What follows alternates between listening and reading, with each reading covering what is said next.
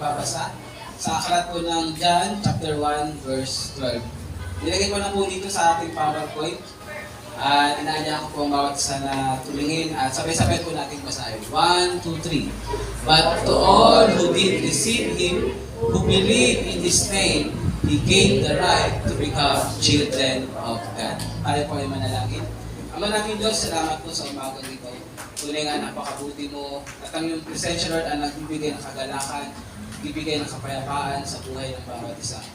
Lord, alam po namin habang nandito kami, Ikaw ba nag-iingat sa buhay ng bawat isa? At Ikaw ang nangungusap sa amin, Lord God. Sino man na mayroong nag-Lord God sa oras na ito na kaguluhan sa isipan, bagabag sa kanilang damdamin, Lord, katagpuin niyo po.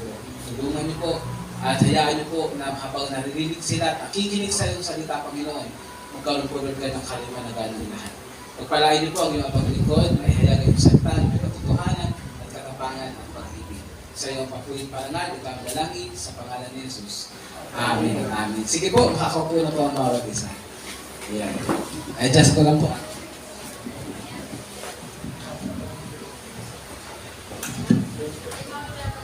Sige po, ang ating pong pagkakaaralan ngayon ay may pamagat po na nabasa na rin naman natin. Basahin po natin 1, 2, 3. The right to become children of God. Yan. Kumbaga sa Tagalog ay karapatan. Yan.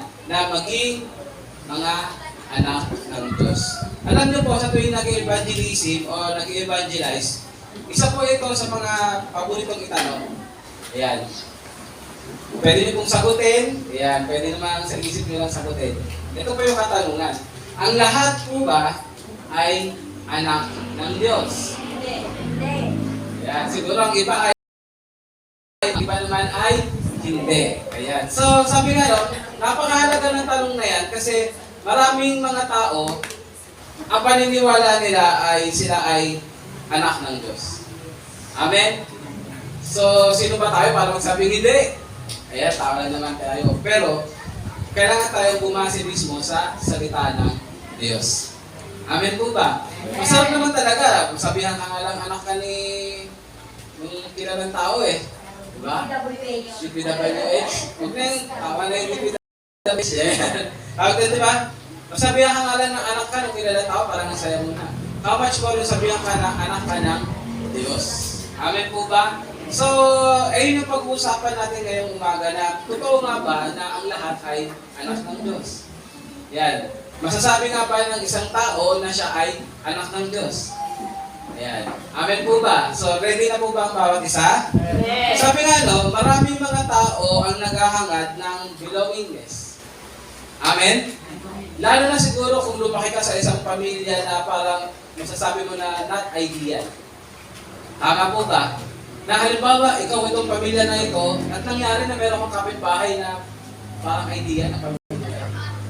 Na masaya, laging may pasalubong, na pagkain, ikaw pasalubong sa'yo, paano? Ayan, o kaya pasalubong sa'yo, sigaw. Amen po ba? Kaya minsan, ang isang bata o isang tao, nag-iisip sila sa lahat, belong na lang ako doon. Mas minsan na alam pa, nangyari pa nga nung bata ko, nag-isip ako na, siguro yung totoo kong magulang mayaman. Sino yung makaisip ng gano'n? Di ba? Sabi na nung bata ko, nag-isip ako gano'n, hindi ko man sinabi kung ano na, parang bigla na pumasok sa isip ko kasi may napanood ako eh. Ang daming laruan ng bata. Ayan. Kaya sabi ko, parang napaisip ko na, paano kaya kung ang magulang ko mayaman talaga? Ayan. Pero hindi pala. Yun talaga sila yung magulang ko. Ayan, So sabi nga, maraming tao nagdulong sa belongingness. At marami rin mga tao ang naguguluhan about their identity. Amen po ba? So pag sinabing identity, iyong pagkakakilanlan. Amen. Kaya nga mga tao, maraming tao ngayon naguguluhan. Lalaki, pero hindi nila alam. Gusto nilang maging babae. May mga babae naman na gusto maging lalaki. Meron naman gusto nilang babae na sila, lalaki na sila, pero hindi pa nila alam.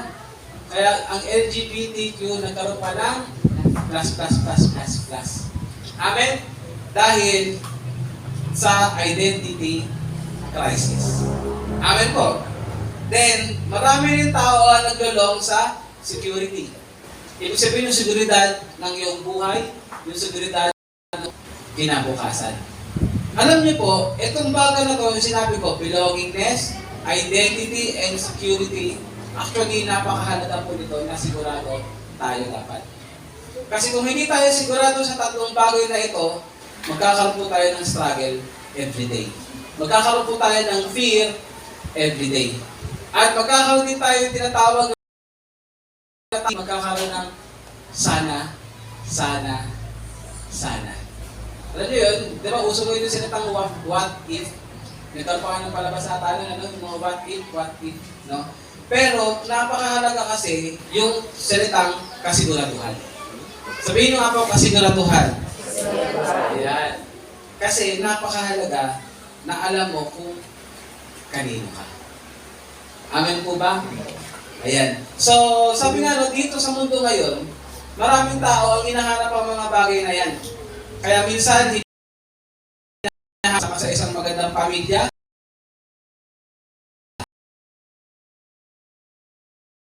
mga anak. Kasi siya, sa Amen? Ang kanyang mga anak ay lumaki sa isang pamilya na may ama. At ang iba naman, hinahanap yun na yung kanila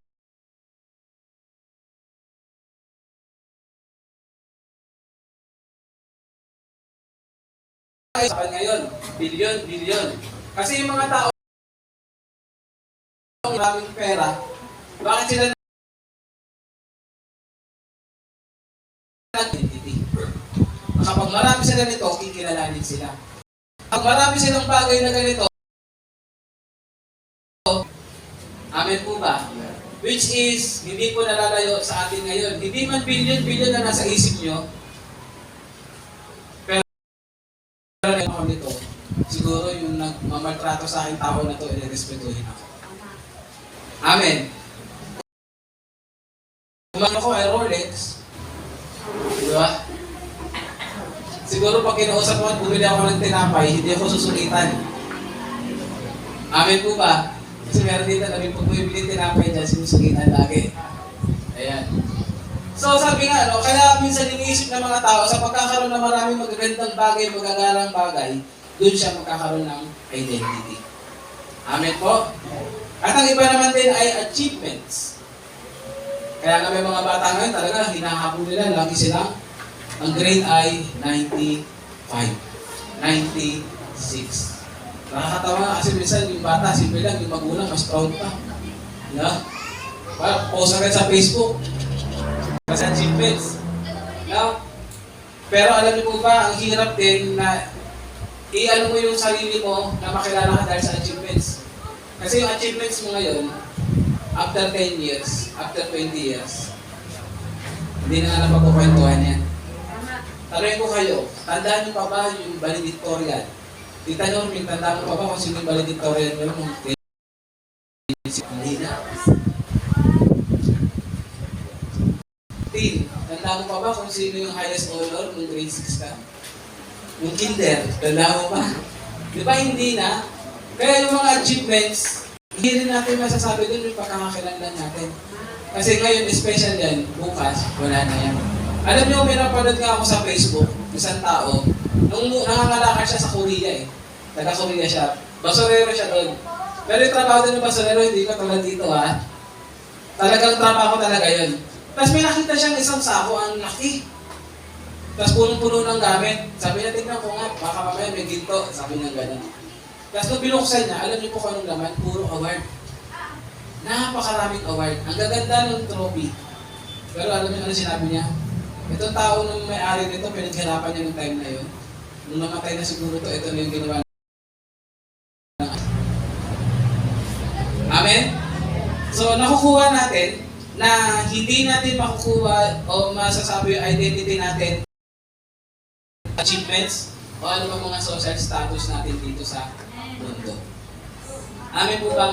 Mabubuting bagay yan, hindi ko sinasabi huwag yun ang asabi. Pero hindi dapat yan nababase kung sino ka dapat. Nakukuha natin? Ayan. Kaya nga ngayong umaga, sinasabi sa atin ngayon ni Apostle John na dapat alam natin kung ano yung dapat greater identity natin. Ano nga po ulit? Greater identity. Isang bagay na dapat inaasam natin. Isang bagay na dapat tinatanggap natin kaysa sa anumang wealth, anumang achievements, anumang maaari maging social status mo dito sa mundo. Kasi actually, sinabi ko nga kanina, hindi dyan nababase dapat kung sino ka. Amen? Ang tinuturo sa atin ngayon ni Apostle John ay yung tinatawag na maging identity mo ay ikaw dapat ay maging anak ng Diyos. Amen po ba? Ano daw po? Na tayo ay maging anak ng Diyos. Isang bagay na anumang gawin natin, hindi naman natin makukuha. Amen? Isang bagay na kailangan lang nagmumula mismo. Kaya nga po sabi, no,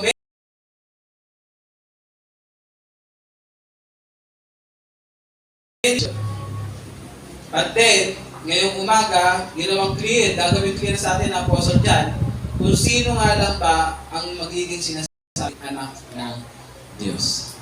Amen po ba? So, alam ko ngayong umaga, marami sa atin kuha na kung sino ang ama nyo. Sino ang ama natin? Wala pa nagsabi yung pangalan ng tatay niya sa video. Ang usapan natin, spiritually. Sino ang ama natin? Ang Diyos Ama. Bakit nga ba? Ang yabang ng mga ito. Si Lord lang ng tatay. Hindi. Pag-uusapan natin ngayon, bakit nga ba? Pero bago tayo magpatuloy, may nilagay ako dyan. Ano nga ba yung problema natin yung tinatawag na before adoption? Ayan. Hindi mainit. Ayan. Sige po. Bago nangyari ang adoption, sabi nga, by nature, all people are separated from God. Amen po ba?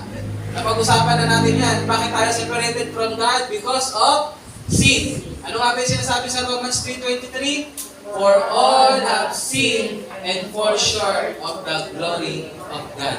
Ayan, sa mga nag-aaral ng evangelism sa susunod, pwede natin gamitin yan. Ano dyan? Sinabi, for all. Ano po? For all. So, sino yung kasama sa all?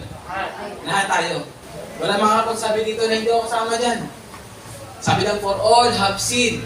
Ang lahat ay nagkasala and fall short of the glory. Kung sinabi yung fall short of the glory of God, ibig sabihin hindi tayo nakaabot sa kalahatian ng Diyos.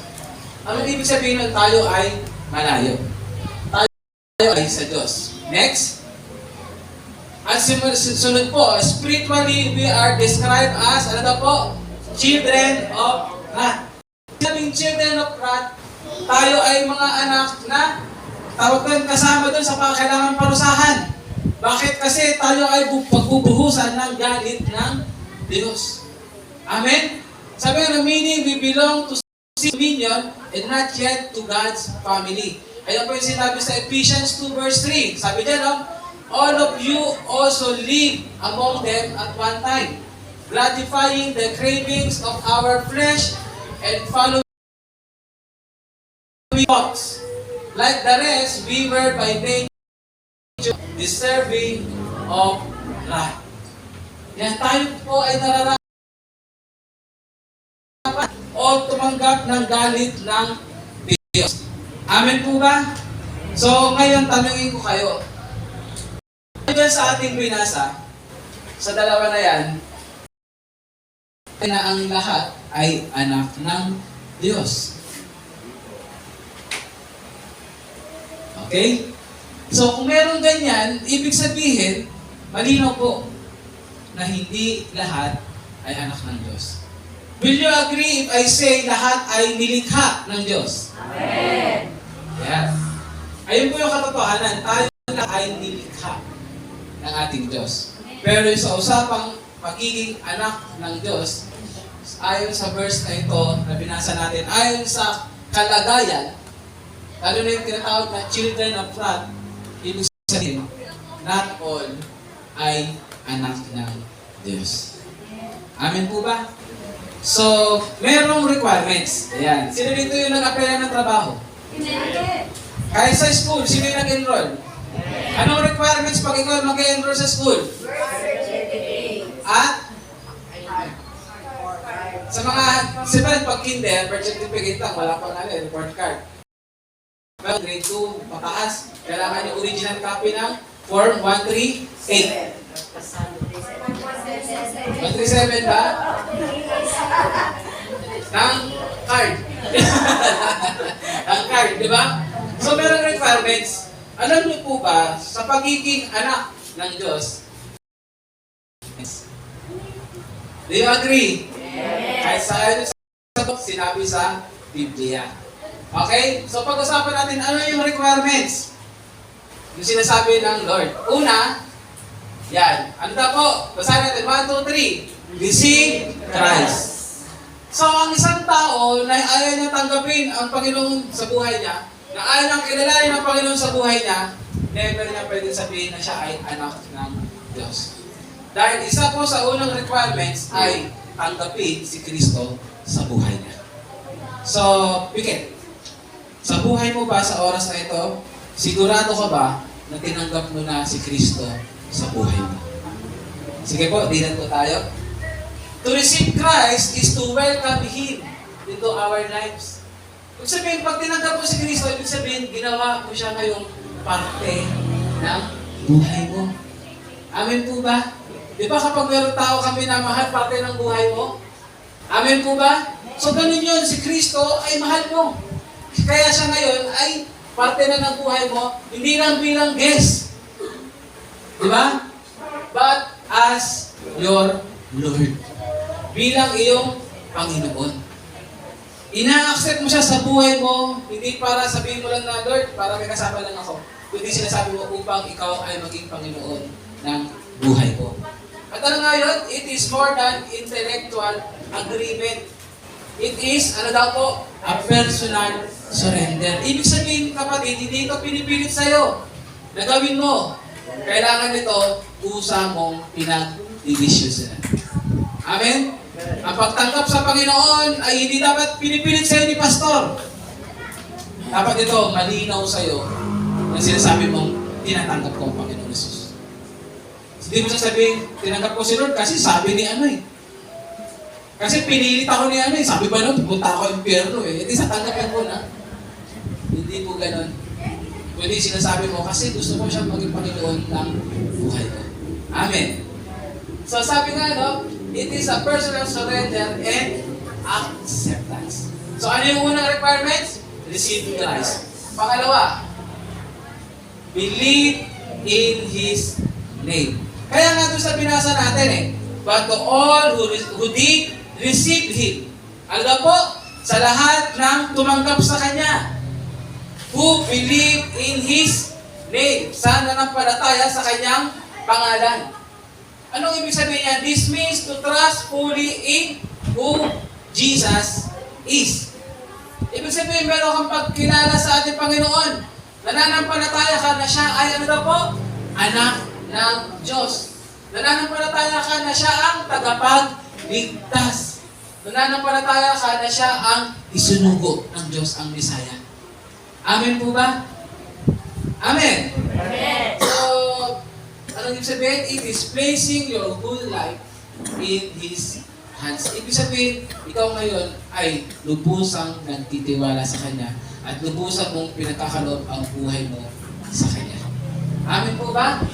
Sabi nga no, believe in His name because His name carries authority. Alam niyo ba sa pangalan ni Jesus, pag ito ang dineclare mo, ang mga masasamang espiritu ay aalis. Sa pangalan ni Jesus, pwede ka mag-declare ng healing sa mga may sakit. Amen! Amen! At alam niyo po ba, sinabi niya sa salita ng Lord, walang ibang pangalan sa sino ng langit ang pwede banggitin para ikaligtas ng tao kundi ang pangalan ni Jesus Kristo lamang. Ganun makapangyarihan ang pangalan ng ating Panginoon. Kaya sabi na, it carries authority, power, and promise. Believing in His name is believing in His person and His work on the cross. Ano nga ba ulit yung tatlong bagay na kailangan sabihin natin tungkol sa ginawa ni Jesus sa atin? Sa krus ng Kalbaryo, ano nangyari? Siya ay namatay, siya ay muling nabuhay, at siya ay muling magbabalik. Amen po ba? So, that is believing in Jesus' name. So, pikit ulit tayong lahat. Ito ngayon yung sunod kong tanong. Sa buhay mo ba, tinanggap mo na ang Panginoon sa buhay mo? At ikaw ba ay lubos na nananampalataya na siya ay namatay para sa iyo? Na siya ay muling nabuhay at siya ay muling magbabalik? Sige po, dilat na po tayong lahat. Siguro tataka kayo, kasi Pastor Ata hindi pa sigurado sa kaligtasan ko. Yeah. Pero ngayong umaga, mahalaga po na alam natin ang kalagayan natin. Kasi, we're saying that we are God's children if these two ay hindi pa natin ginagawa. Amen? Receive Christ and believe in His name. Maliwanag po ba? So, ngayong umaga po, narinig na natin ang requirements. Ayan. If you receive Christ and you believe in His name, anong sinabi niyan? God gave you the right to become children of God. Amen. Parang hindi kayo masaya. Palakpakan na naman natin ang Lord. Kung ikaw ay tinanggap mo ang Panginoon at ikaw ay nanampalataya sa Kanyang pangalan, ikaw ay binigyan ng karapatan ng Diyos na maging anak niya. Amen. So, sino rito ang Filipino citizen? Amen. Ang American citizen? Wala. Wala. So, bilang Filipino citizen, siguro yung mga nag-aaral ngayon, gusto ko lang tanongin, Ferency, bilang isang Filipino citizen, ano ang isang rights na alam mo na magagawa na para sa'yo? Right.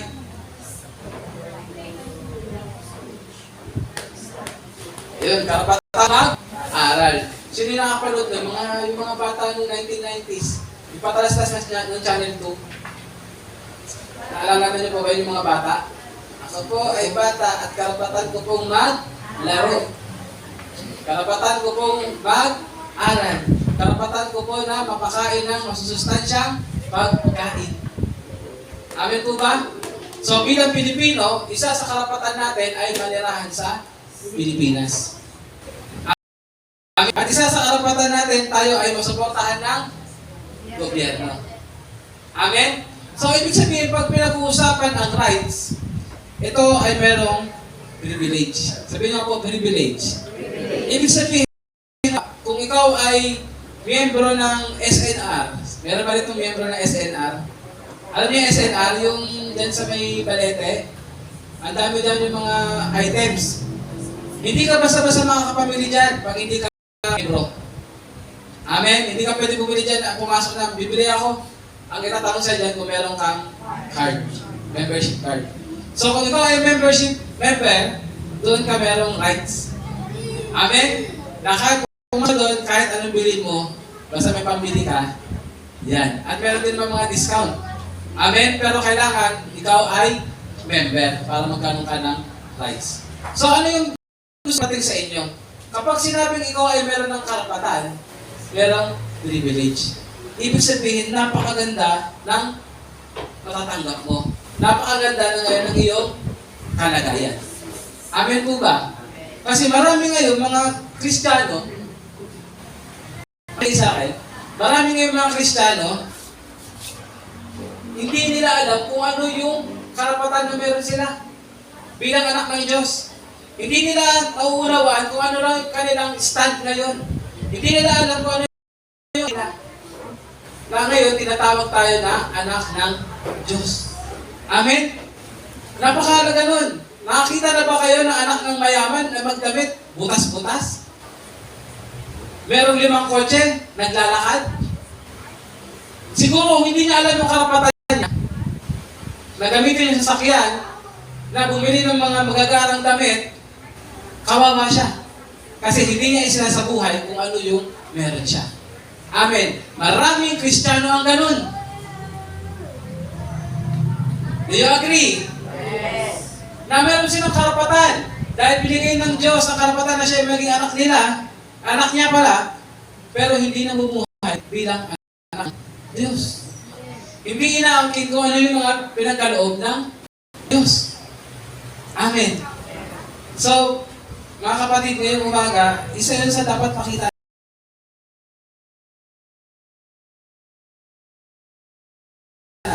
Ayan.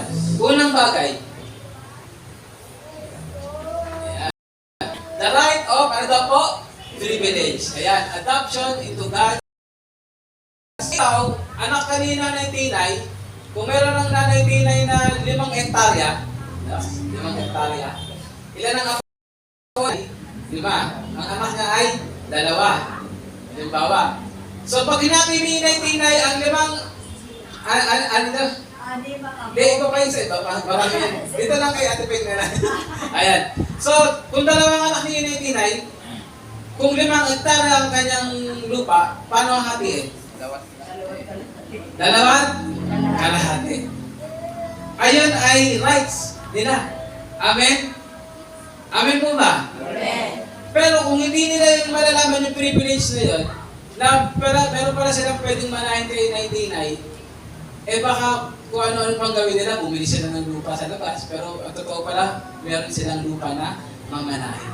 Amen? So, yung tinatawag na merong privilege. Amen po ba? Ayan. So, the right of privilege. Kapag ikaw ay kasama sa isang pamilya, pag pumasok ka ng bahay nyo, actually hindi mo na kailangan magpaalam pag gusto mong kumain. Amen? Meron pa rito yung nagpapaalam? Meron, magalang. Pero actually, sasabihin pa ng nanay mo na huwag kang kumain. Hindi ka kasama sa pamilya na to. Lumayas ka. Diba?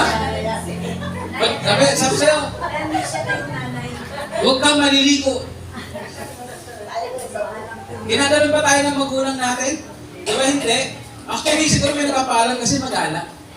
Amen? Kasi baka mamaya may nakarapan, baka last na gulang na pala yun. So, ibig sabihin, kapag ikaw ay sa pamilya na, makakakilos ka ng malaya. Pero dapat tama. Amen? Kasi kapag hindi tama, yari ka pa rin. Ayan, meron namang punishment. Pero ang usapan natin dito ngayon, yung privilege mo na makakilos ka ng malaya. Kasi kabilang ka na. Amen po ba? So, sige po Kuya Renzi, the right of privilege. Sabi nga no, through faith in Christ, we are adopted into God's family. Amen po ba? Dahil sa ating pananampalataya sa ating Panginoong Yesus, tayo ngayon ay kabilang na sa pamilya ng Diyos. Alam niyo ba yung word na adopted? Siyempre, ibig sabihin yan, you are not originally part of the family. Amen? Pero, kung pag-aaralan natin sa batas, halimbawa na lang, halimbawa si Kuya Renzi. Kaya si Kuya Renzi nakita namin, nasa karton, nung baby pa siya. Di ba? Inahingabi pa sa karton. Hindi kita kayang buhayin. Ang takaw-takaw mo. Sabi niya. So, buwi na si Nanay Abima sa karton, sa Bicol. Naiwan sa San Jose, then iniwan sa may itlog. Ayan. Tapos nakita namin. Yan, so kinuha namin siya. Alam niyo pala, sa batas pala, hindi namin siya masasabing amin kahit pinalaki lang namin siya. Kailangan pala alam ng ano yun? DPWH, DSWD. Yan. Lagi na lang DPWH. DSWD. Kailangan i-register namin siya as adopted. Amen? So kung anak namin ay 4, square siya ay kapag naging legal na adopted namin. Bueno, kung ano yung rights ng 4 naming anak, pantay.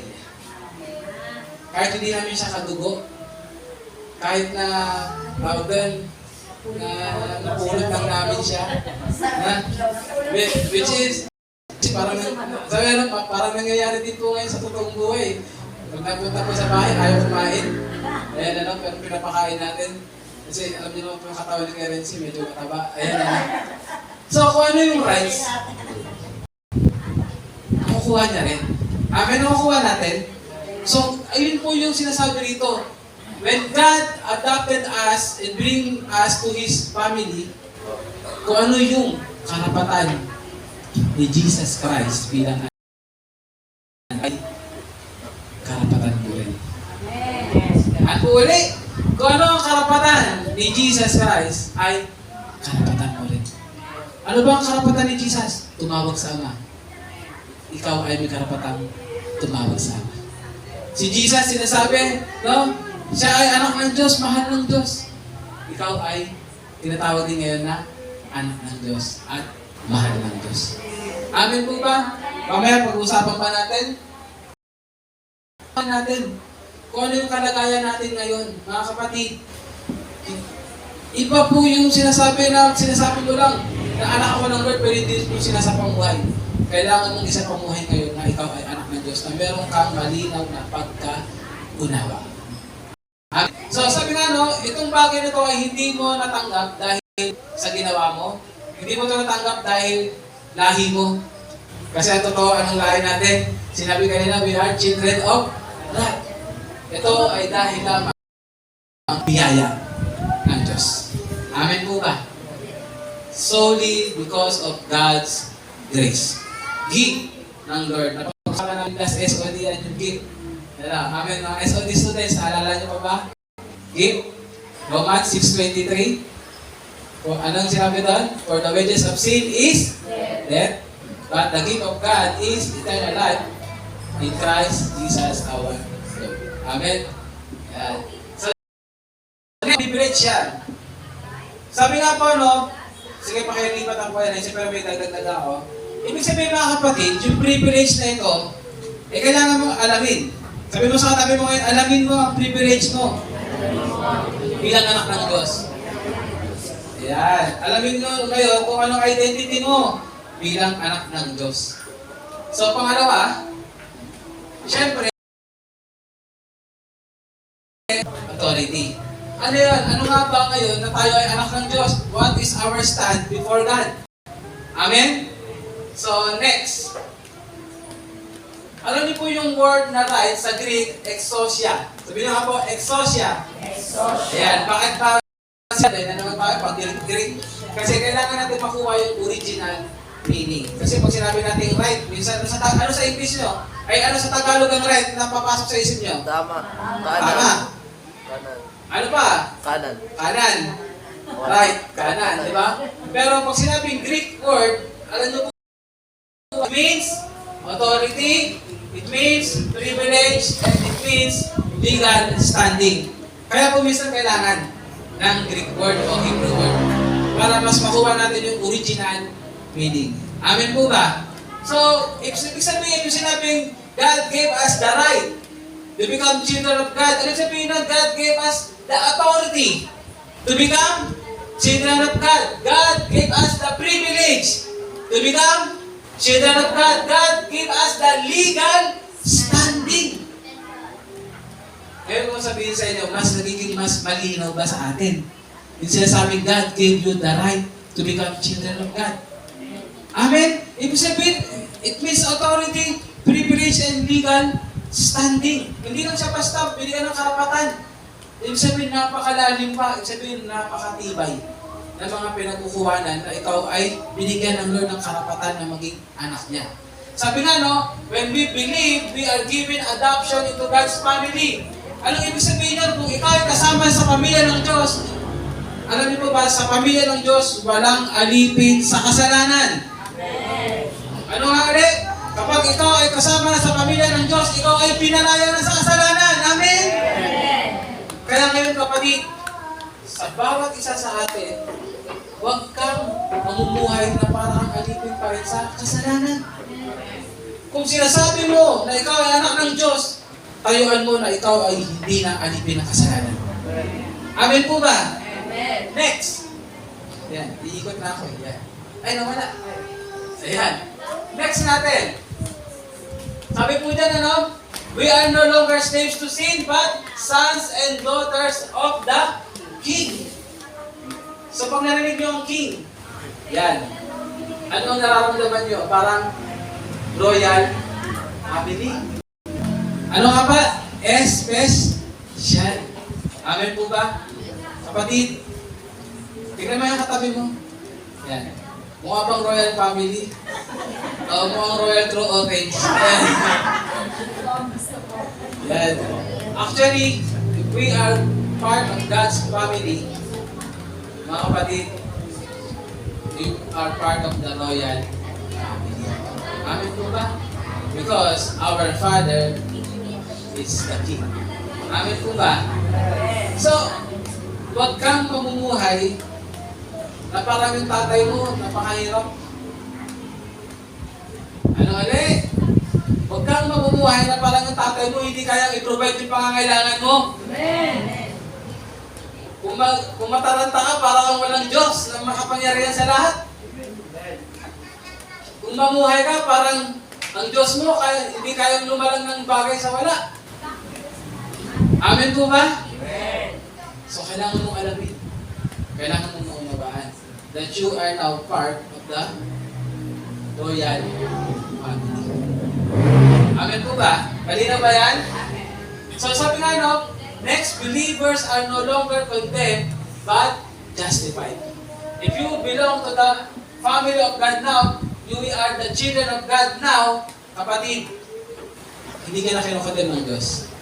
So, pikit ka ngayon. Pwede ba kapatid, huwag mo na kukondemn na sarili mo. Kung ang Panginoon hindi ka na kinukondemn, ikaw ay pinatawad sa iyong mga kasalanan. Huwag mong gawin na ang sarili mo ay kinukondemn. At huwag ka rin papayag na i-condemn ka ng kalaban. Kasi nung sinabi ng Diyos na ikaw ay pinatawad at nilinis na, totoo yun. Amen po ba? Sige, dilata po tayo ka. You are already justified. Alam niyo po yung word na justified? Pinawalang kasalanan. Pinawalang bisa sa kasalanan. Kumbaga sa courtroom, pag ginanon na yung alam niyo yun yung tawag? Yung pamukpok. Hindi ko alam kung ano yun eh. Basta, yun. Sabi, the case is dismissed. Ngayon, si Renzi ay pinapawalang visa sa kasalanan niyang sobrang pogi. Lahat ng babae umiyak, wala siyang kasalanan kasi pag naglalakad siya, ay hindi naman niya pwedeng itago ang mukha niya. Kaya siya ngayon ay pinapawalang visa sa kasalanan ang lumuha sa kanya. Ayan.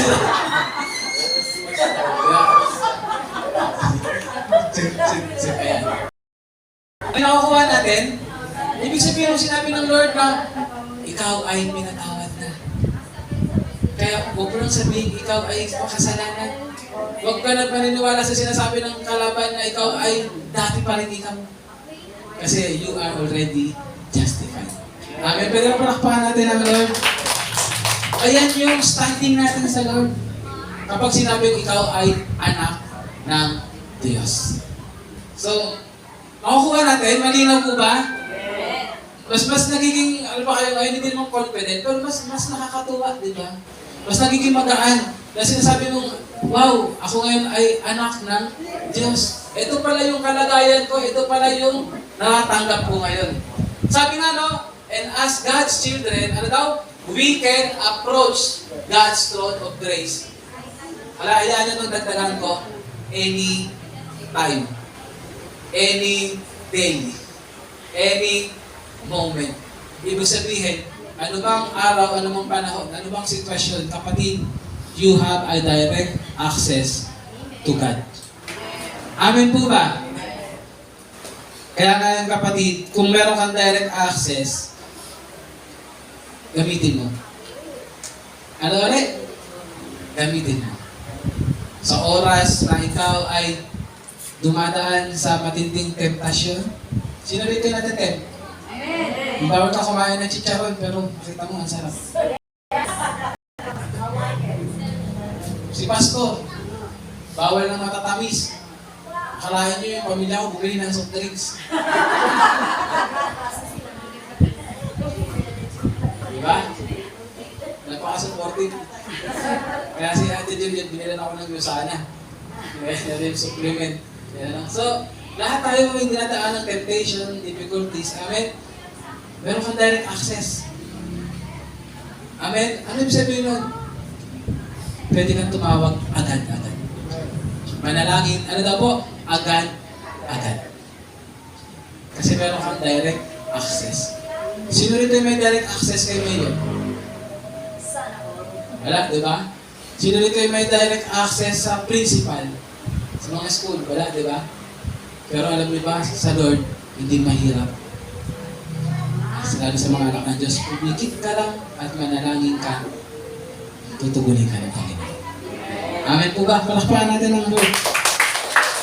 Ayan ang katayuan ng mga anak ng Diyos. Amen po ba? Masaya na ba kayo? Yan. May pangatlo, pang-apat pa. Huwag muna kayo magsaya. Mahaba yung ano natin kanina eh. Pinilang ko. So, next tayo, number 3. Siyempre, the right of identity. So, ano yan? A new birth. Ano ibig sabihin niya, Pastor? Sige po. Ibig sabihin niya, we are spiritually born again. Amen po ba? Malinaw na yan sa atin. Kailangan ko bang paliwanag yan? Ibig sabihin, kapag ikaw ngayon inuring na ng anak ng Diyos, tinanggap ka na ng anak ng Diyos, spiritually, ikaw ngayon ay kabilang sa pamilya ng Diyos. Amen po ba? Anong ibig sabihin ba niyan? Sa lahat ng tumanggap sa Kanya, meron laging new start. Sabihin niyo po, new start. Huwag niyo sabihin new star, ha? New start. Ayan, new start. Ayan. Ibig sabihin, merong panibago kang simula. Let's just be honest. Wala naman makapagsabi dito na ang simula mo ay maganda eh. Tama po ba? Na kapag nagkwento sa'yo, puro bida mo ay magbait-bait. Pag ako ay kasama, talagang gusto nila akong kasama. Lalo na si Pastor, siguro pag-usapan natin yung pag-aaral ko, yung high school, sabihin nyo, naging pastor yan. Diba? Pero lahat ng yun, kapag ikaw ay naging anak ng Diyos, hindi kasama yung past mo. Ano ulit? Hindi kasama yung past mo. Ikaw ngayon ay ginawa ng bago ng Diyos. Amen. Ano ngayon yung pastor? Ito ang gusto ko malabanagan tayo. Kapatid, ngayong ikaw ay anak ng Diyos, bakit binibitbit mo pa yung past mo?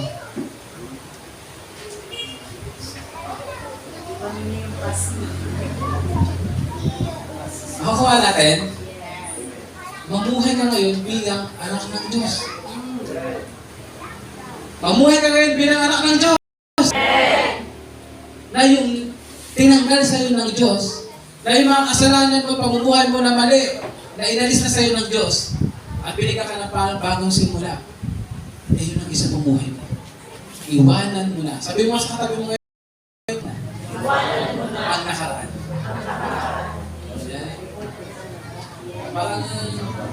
Parang yung iba, matindi yung sabi eh. Iwanan mo na yung nakaraan. Hindi na. Pag ganun. Yan. So, bakit? Kasi sa sinabi sa 2 Corinthians 5:17, ano nga pala yun nun? Sige nga, 2 Corinthians 5:17. If anyone is in Christ, he is a new creation. The old has gone and the new has come. Kaya nga yung sinasabi lagi eh, ang Diyos, tatanggapin tayo bilang tayo. He will accept you as you are. Amen? Then, hindi hayaan ng Diyos na ikaw ay manatili niya. Pag tinanggap ka ng Lord na madumi, dininisin ka niya.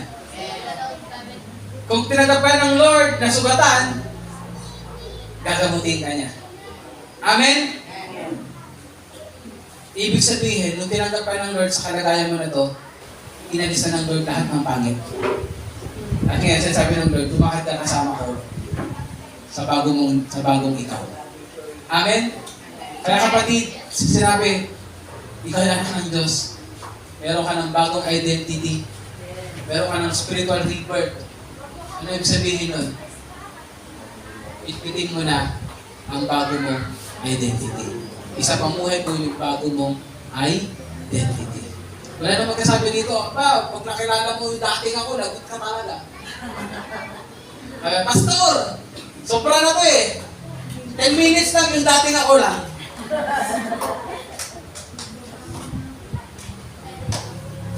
Wag na po. Amen? Alam ko mahirap. Alam ko minsan masarap. Iba rin. Lalo na kapag parang talagang matindi na yung pangyayari. Amen? Pero, wag. Sabi mo sa tabi mo, wag. Wag na ba? buhay mo yung dapat. Amen po ba? Malinaw po ba? Gusto niyo pa ba dagdagan ko pa? Yan. Pero meron pa yung kasunod eh. Mabilis lang. Si Pastor Fred ng kanan. Mabilis lang. Being God's child transforms how we live. Ano nga bang sabihin yan? Dapat we live in assurance. God is our Father who cares for us. Dapat meron kang assurance sa puso mo na nagmamalasakit ang Diyos sa'yo. Do you believe that? Amen. Mga kapatid, may nagmamalasakit sa'yo. May tunay na nagmamalasakit sa'yo. Next, we must live in holiness. Ano yung sabihin na we must present our Father's character? Ano nga ba yun? Christ-likeness. Sa buhay mo, dapat nakikita na yan sa buhay natin.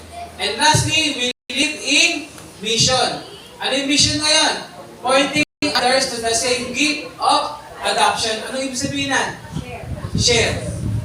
Soul winning. Amen po ba? Let your light shine. Amen po ba? Ang mga anak ng Diyos nagliliwanag. Ano ulit? Ang mga anak ng Diyos ay nagliliwanag. Amen. Dapat nakikita sa atin. Dapat matatayuan natin. Next. Pang-apat at huli. Yan. Palakpakan natin ang Lord. Parang, yan.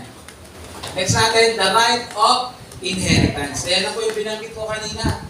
Kung ano ang meron si Kristo, bilang anak ng Diyos ngayon, meron din tayo. Amen po ba? But then, syempre, hindi ganun kapantay. Alam naman natin si Lord ay si Lord. Kaya nga si Sas doon bumagsak eh. Kasi gusto niya maging kapantay ang Diyos. At gusto niya nga nagpasan pa. So, sa atin, huwag naman ganun. Amen? Amen po ba? Amen. Yan. Maging malinaw sa atin. So, future glory and present hope. Sige po. Sabi, the right of inheritance. As God's children, we are, ano nga ba yan? Lalo nagkakapag-mali ng banggit yan. Hindi mo kagaling sa English, diction. Ano? Ears. Ears. Ears. Yan. Tayo ay tagapag-mana. Yan. Tagalogin ko na lang. Now, as God's children, tayo ay tagapagmana ng pangako ng Diyos. Sino yung may pinangawa ang mga promises ng Lord? Amen. Amen. Yan. Kapatid, angkinin mo. Kasi karapatan mo. Bakit? Kasi ikaw ay anak ng Diyos. Amen po ba? Amen. Kung ikaw may anak ka, di ba? Tapos bigla may lumapit na ibang bata, yung binigay mo laruan, sabi na, akin yan. Napayag ka ba? Hindi, di ba? Kasi dapat sa anak mo yan. Ganun din ang Diyos. Hindi niyo yan ibibigay sa iba. Sa'yo yan ibibigay. Kasi ikaw ay anak niya. Amen po ba? So, ano ibig sabihin ng mga kapatid? May pangako ang Diyos sa atin. Huwag kang mabuhay na parang walang nangangako sa'yo ng tapat. Ano ulit? Huwag kang mamumuhay na parang walang nangangako sa'yo ng tapat. Kasi mayroong tapat na Diyos na nangako sa'yo na gagawin niya. Amen po ba? Palakpakan natin ang Lord. We are heirs of God. Ibig sabihin, tayo ngayon ay co-heirs with Christ. Ayun nga po yung sinasabi na kung ano ang para kay Kristo na binigay ng Panginoon ng Diyos ay tatanggapin din ng bawat isa sa atin. Ang tanong ngayon, naiisip mo na ba kung ano yung sinasabi na tatanggapin mo mula sa Diyos? Ang sinabi sa Biblia, hindi pa sumagi sa isipan ng tao. Hindi mo pa naisip, hindi mo pa nakikita. Amen? Pag gano'n, ano yung sabihin na magkakaroon ka ng excitement? Sabi mo nga, excitement. Ayan. Kung ikaw, sino rito yung may masasabi, may natanggap ka ng regalo na talagang bonggang-bongga? Diba? Malapit na ang Pasko. Diba? Sabi nga, ano ba yung natanggap mo? Wala pa yan sa tatanggapin mo sa ating Diyos. Amen po ba? Hallelujah. Sabi nga, no, we have an eternal inheritance that cannot perish. Yung tatanggapin mo mula sa Diyos, hindi kayang nakawin. Yung tatanggapin mo mula sa Diyos, hindi nasisira. At tatanggapin mo sa Diyos ay hindi nabubulo. At tatanggapin mo sa Diyos ay hindi kailanman mawawala. So, ayun ang nag-aantay sa atin. Amen po ba? So, sino excited na? Gusto niyo na ba matanggap yung regalo? Baka na, ay sabihin, mamamatay naman. Si Lord bahala doon. Pero ayun yung nag-aantay sa atin as God's children. Mga kapatid, tapat ng Lord, makapangyarihan ng Lord. Kung ano man pinangako na gagawin niya. Kung ano sinabi niya, ibibigay niya. Amen po ba? So, even now, actually, we enjoy God's protection.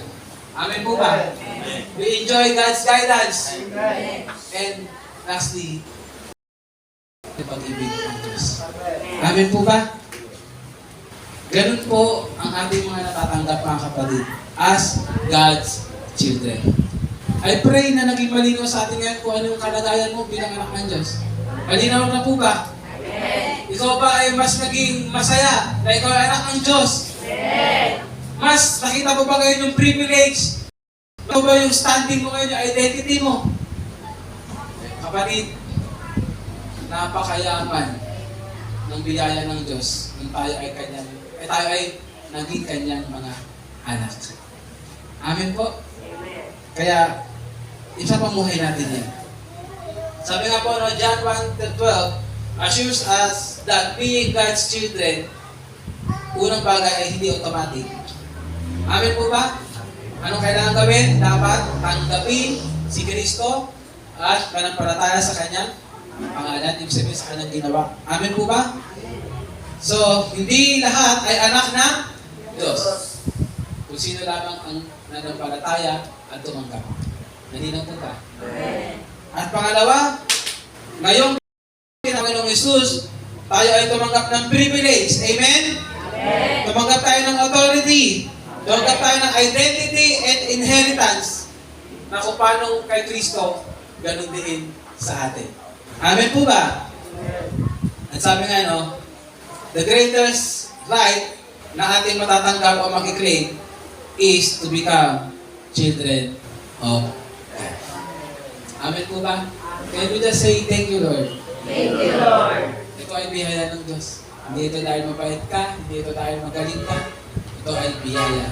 Libreng regalo binigay ng ating Diyos. Palakpakan po natin natin. Hallelujah. Tayo lahat ay tumayo.